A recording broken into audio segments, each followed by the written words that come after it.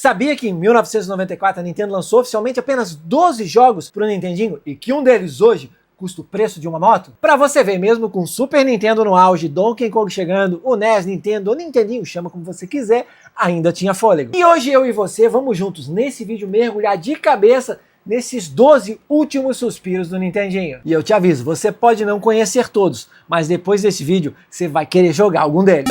E vamos começar a nossa lista com uma surpresa tardia, Bonk's Adventure. E esse jogo ele foi lançado primeiro por TurboGrafx 16 em fins de 1989. E quando ele saiu pro NES, muita gente se perguntou, sério, Bonk, agora? Afinal, a versão do TurboGrafx era muito boa e até o Super Nintendo já tinha a sua versão do jogo. Mas, para os colecionadores de hoje, sorte a nossa que ele existe, pois a versão do NES segura a onda, roda extremamente bem. Bonk, o mascote que merecia mais jogos do que teve, finalmente chegava ao Nintendinho, mesmo que já tivesse recebido uma sequência no Super Nintendo. É um ótimo jogo de plataforma, mas infelizmente chegou tarde demais na festa. Mas é um jogo que definitivamente vale a pena conferir. E se você também adora essas pérolas tardias, já deixa um like aqui para eu saber que a geração Nintendo 8 bits ainda vive. Chip 'n Dale Rescue Rangers 2, ou simplesmente Tic Tac 2 pra gente que mora no Brasil. É isso mesmo, a sequência de um dos maiores clássicos da Capcom no NES. Muita gente conhece a primeira versão, que fez sucesso lá em 1990. Mas como a sequência veio tarde, no último ano do Nintendinho, acabou ofuscada e pouco conhecida. E Tic Tac 2 tem uma pegada sutilmente diferente do primeiro. O conceito é o mesmo, pegar caixas e atirar. Mas ele tem um feeling diferente, sabe? Como se tivessem contratado a melhor equipe possível para replicar a ideia original. E um destaque vai para a adição divertida da caixa brilhante, você segura por um tempo e BUM! Ela vira um arremesso mais forte. E ainda vemos nesse jogo vários personagens familiares do nosso desenho favorito. É um jogo decente, mas que não tem a mesma magia do primeiro. Mas, para colecionadores, é uma joia de preço altíssimo, justamente pelo seu lançamento tardio. Alfred Chicken, marca registrada da produtora britânica Twilight. Esse jogo, ele nasceu no Amiga e Amiga CD32 lá em 93. E depois recebeu portes para outras plataformas, dentre elas o Nintendinho. E ele tem um charme peculiar, sabe aquele feeling de jogo europeu, um jogo inglês? E a animação é ótima, e o jogo eu te digo, é até divertido. Mas o dilema é que ele não parece ser de 1994, quando as desenvolvedoras já conseguiram explorar ao máximo o potencial do console. E ele lembra mais os jogos das primeiras gerações do Nintendo. Enfim, sempre fica em cima do muro. Jogando, até acho legal, mas olhando para trás, não penso nele como um jogo muito bom, sabe? Existem opções muito melhores por aí. Mas a animação é divertida e se você não conhece, sim, é um jogo oficial do Nintendinho e é um dos mais curiosos, por ter vindo de um estúdio europeu. Tartarugas Ninja Tournament Fighter. Você gosta de Tartarugas Ninja? Então tá aqui um jogo que você precisa conhecer, um jogo de luta com personagens do universo das Tartarugas Ninjas que saiu no Nintendinho. Aliás, ele não saiu só no Nintendinho, ele saiu no Sega Genesis Mega Drive, o Super Nintendo e pro Nintendinho Nintendo 8 bits. E pasme, os 3 jogos são 100% completamente diferentes. Mas eles saíram na mesma época, coisa de um mês de diferença, eu acho. Doido, né? E em relação às outras versões, a versão de NES é muito mais limitada, tem menos personagens, menos habilidades, mas tem modo história, modo versus e uma característica curiosa, que no meio da fase, ali no meio da batalha, um objeto semelhante a uma bola de queimada, uma dodgeball para os americanos, ela cai e os jogadores podem usar essa bola para atirar nos inimigos no lugar de arremessar uma bola de fogo, uma habilidade especial, um Hadouken, sei lá.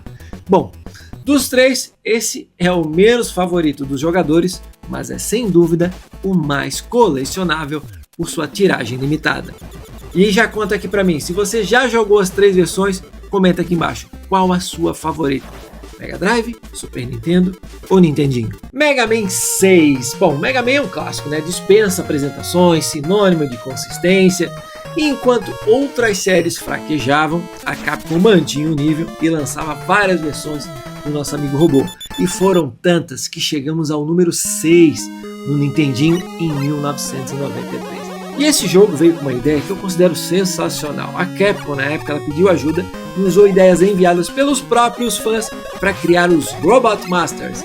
Já imaginou ter feito parte da construção desse clássico? Eles bem podiam fazer algo assim hoje em dia, você não acha? Bom, e um detalhe fascinante é que, embora tenha sido feito pela Capcom, Mega Man 6 foi publicado pela Nintendo. Isso mesmo, um jogo publicado pela própria Nintendo no final da vida do NES. Além disso, Mega Man 6 é um bom jogo. Eu sei que cada um tem a sua versão favorita de Mega Man, mas se me perguntarem de 1 a 6, em que posição você colocaria essa edição, eu te diria que ficaria em terceiro lugar. Uma boa posição.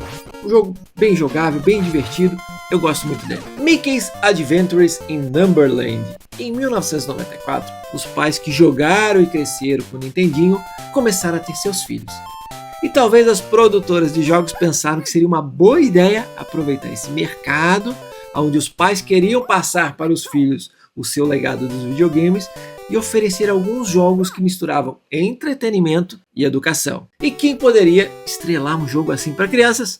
Com certeza ninguém melhor que o bom e velho Mickey. Querido por todos, e que se estivesse estampado na capa, com certeza ajudaria a vender muitas fitas. E foi exatamente isso que aconteceu. Pegaram o Mickey, colocaram nesse jogo cujo objetivo era ensinar números para crianças. Por isso Numberland, entendeu? E o jogo que tinha tudo para dar certo, Mickey, videogame, crianças, deu errado. Infelizmente a execução não foi boa e acabaram criando um jogo ruim. O problema?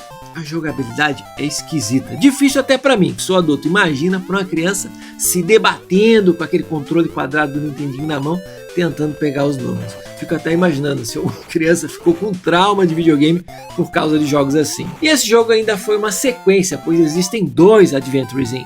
A gente tem o Numberland, que é esse, e tem o anterior, que é o Leatherland. A intenção valeu, mas a execução complicou a vida dos pequenos jogadores. Star Tropics 2 Zoda's Revenge. Esse aqui para mim foi a grande vítima de 94. O jogo simplesmente caiu no esquecimento. Você precisa lembrar o que estava saindo naquela época. Donkey Kong, Final Fantasy VI, Super Metroid, e aí temos esse ótimo jogo de Nintendo 8 bits. E ele é tão bom, mas tão bom, que eu acredito que ele deveria ter sido um jogo de Super Nintendo. Teria ganho muito mais atenção e, quem sabe, a gente até teria mais sequências para a série do Star Tropics. É uma pena que tenha sido esquecido, confia em mim, ele vale 100% a pena. É um tesouro escondido do Nintendinho que você precisa conhecer. E olha, se no final esse vídeo te convencer a procurar alguns desses jogos, clica no Hyper Video, uma opção nova que tem ali junto com os comentários, para você ajudar a gente a divulgar mais ainda a história do Nintendinho. Mario's Time Machine, não tem DeLorean. É um jogo na linha de entretenimento, com educação mais um. E diferente dos outros jogos do Mario, nesse aqui você não morre com o Mario.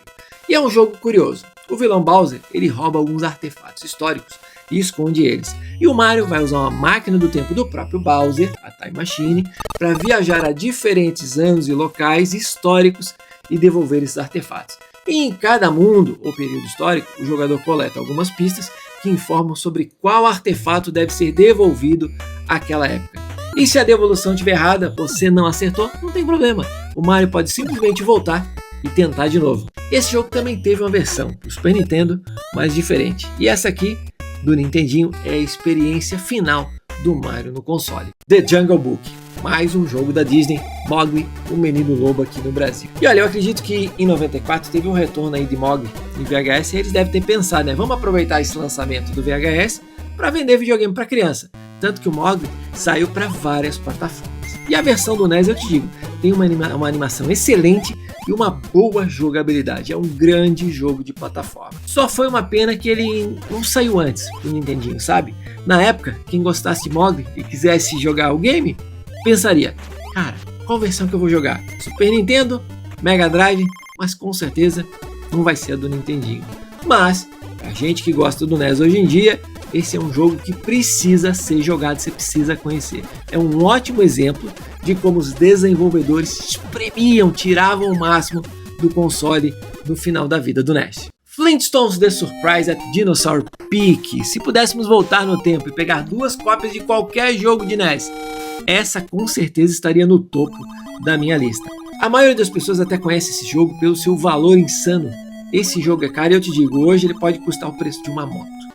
E por um tempo, inclusive, ele foi o jogo mais caro e valioso no Nintendinho. E hoje ocupa um terceiro lugar merecido aí, atrás apenas de Stadium Events e Little Sense. Mas eu conheço o jogo porque ele é um jogo divertido de verdade. Um excelente jogo de plataforma de Nintendinho, digno dos Flintstones. E nele, você pode inclusive alternar seu personagem durante o jogo. Você pode trocar entre o Fred, que consegue escalar coisas, usar o Takap, e o Barney, que usa um estilingue e consegue entrar em tubos. Pela sua raridade, não é fácil de encontrar fisicamente, mas você tem muitos meios aí de jogar graças aos emuladores. Então confie em mim, jogue esse jogo. The Incredible Crash Damage. Olha, LGN, você conhece a firma deles? A produtora de games com grandes franquias que tinha tudo para dar certo, mas conseguia fazer jogos tão ruins, mas tão ruins que, olha, eles conseguiram arruinar muita coisa, você acredita?